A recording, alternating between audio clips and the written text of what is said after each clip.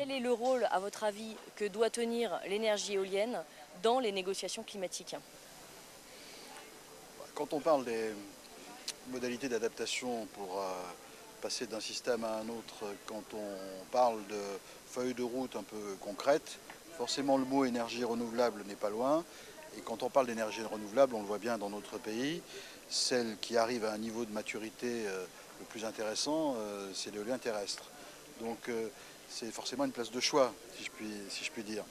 Et en même temps, il faut, y compris dans le domaine des renouvelables, ne pas miser que sur une seule renouvelable, qu'il faut bien sûr traiter de la question de l'intermittence avec tout le débat qu'il y a sur le stockage. Et en tout cas, moi je suis un fervent partisan de déployer un mode de stockage, notamment par électrolyse et l'hydrogène décarboné, de façon à ce qu'on trouve une mixité d'ailleurs entre les réseaux électriques et les réseaux de gaz.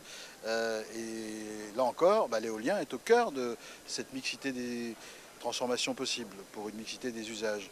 Donc forcément, l'éolien terrestre, l'éolien offshore demain, c'est vrai dans certains pays pour l'éolien offshore, on est presque à maturité, mais c'est plus compliqué. D'accord. Une question, quel est le rôle, à votre avis, du gouvernement français? Donc, il organise la COP 21, mais plus généralement dans les énergies renouvelables. Est-ce qu'il a un rôle particulier à jouer dans la perspective de cette COP qui arrive? Paris, la COP 21 est attendue fortement.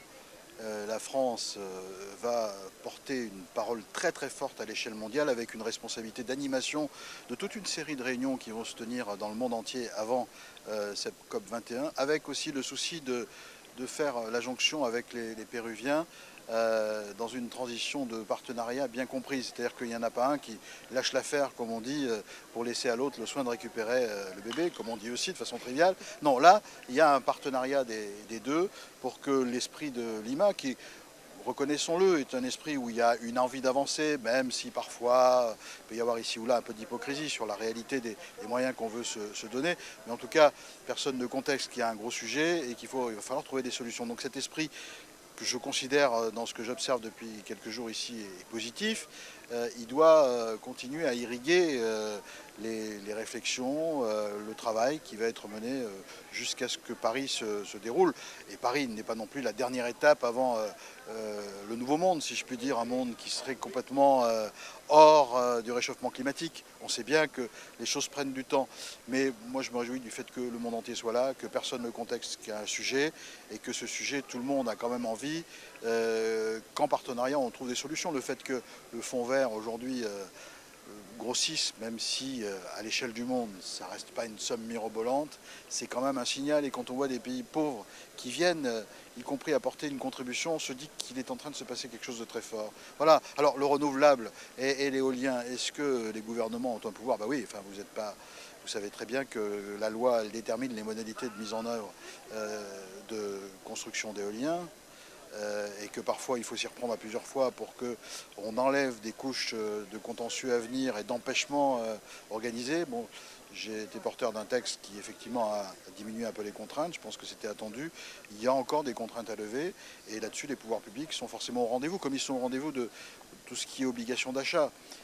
Parce que là, on prend des décisions publiques qui portent sur le consommateur, qui atteignent aujourd'hui des proportions qui, à mon avis, ne pourront pas aller bien au-delà. Donc il faut qu'on réfléchisse à d'autres modèles aussi de financement. Donc il y a à la fois la partie technique, implantation, mais aussi la partie financement, sur laquelle on doit aussi sécuriser les investisseurs. Donc ça passe bien par une responsabilité des pouvoirs publics. Et vous allez y jouer un rôle personnellement, enfin personnel et particulier.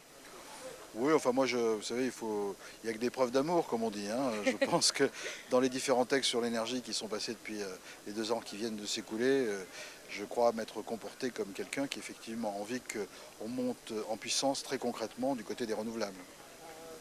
C'est sûr. Merci beaucoup.